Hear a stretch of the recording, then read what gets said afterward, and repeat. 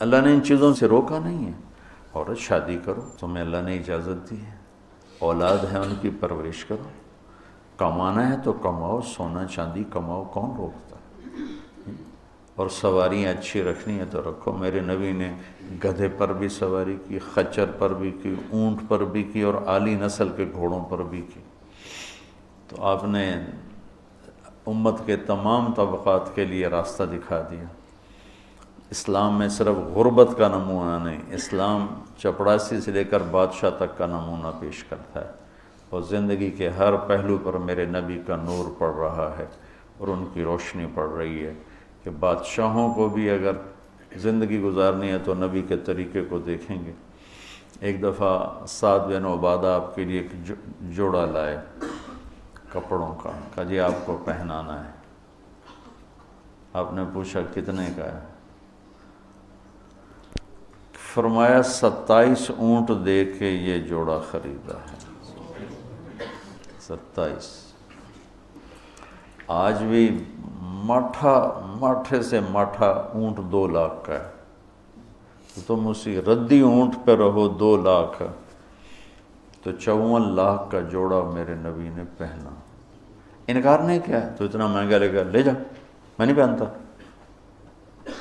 تو انکار کرتے ہیں نا، انکار نہیں کیا، پہنا، اتار دیا. پہن کے یہ سنت نہیں اس کو کہیں گے، اس کو اجازت کہیں گے. آپ نے اجازت دی کہ آپ کو پتہ ہے میری امت میں بادشاہ بھی آئیں گے، میری امت میں مالدار بھی آئیں گے، صنعت کار بھی آئیں گے، دولت مند بھی آئیں گے، میں نے سب کو نمونہ دینا ہے. تو آپ پابند لگے کپڑے ہی ساری زندگی پہنتے تو مالداروں کے لیے کہاں سے راستہ ملتا؟ پھر تو صرف غریبوں کے لیے آپ نمونہ تھے، مالداروں کے لیے تو نہیں تھے. آپ اگر ساری زندگی گدھے پر ہی سوار کرتے تو لینڈ کروزر والے کو نمونہ کہاں سے ملتا؟ پراڈو والے کو نمونہ کہاں سے ملتا؟ مرسڈیز والے کو نمونہ کہاں سے ملتا؟ تو میرے نبی نے اعلی نسل کے گھوڑے، سجل، ثقب، سبحہ، ورد، یعصوب، یعقوب، یہ گھوڑوں کے نام ہیں جو خوبصورت. آپ کا ایک گھوڑا تھا ورد گلاب کے پھول کو کہتے ہیں، کہ جیسے گلاب کا پھول سارے پھولوں میں نمایاں نظر آتا ہے، ایسے ہی وہ گھوڑا سارے گھوڑوں میں نمایاں نظر آتا تھا. سبحہ تیرنے کو کہتے ہیں، تو اس کا نام سبحہ تھا. جب وہ دوڑتا تھا تو لگتا تھا تیر رہا ہے. تو آپ نے اپنی امت کے مالداروں کو بھی راستہ دی اور اپنی امت کے غریبوں کو بھی راستہ دی. ایک دفعہ سعد بن عبادہ، یا رسول اللہ آپ کی دعوت کرنی ہے. انہوں نے کہا کرو. تو اگلے دن دیگچے چڑھے ہوئے آ گئے. کیا کیا ہے؟ کہ یا رسول اللہ 100 اونٹ ذبح کیے ہیں اور صرف مغز پکا کے لائے ہوں. آپ کہتے اٹھا کے لے جا. اتنا اسراف کیا تو نے؟ تجھے شرم نہیں آتی؟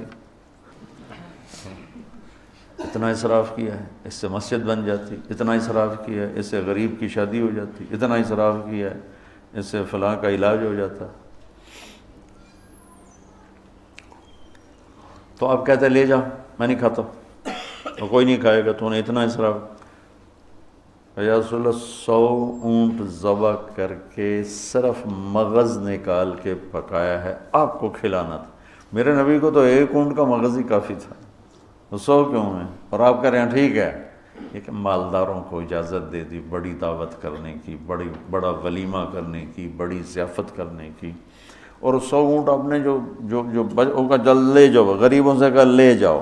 100 اونٹ تقسیم کر دیے اور صرف اس کا مغز نکال کے آ کے اللہ کے نبی کو کھلائے. تو میرے نبی پاک صلی اللہ علیہ وسلم پہ قربان جاؤں. اب زندگی کے ہر خوبصورت پہلو پر آپ نور نبوت چمک رہا ہے، آفتاب نبوت چمک رہا ہے.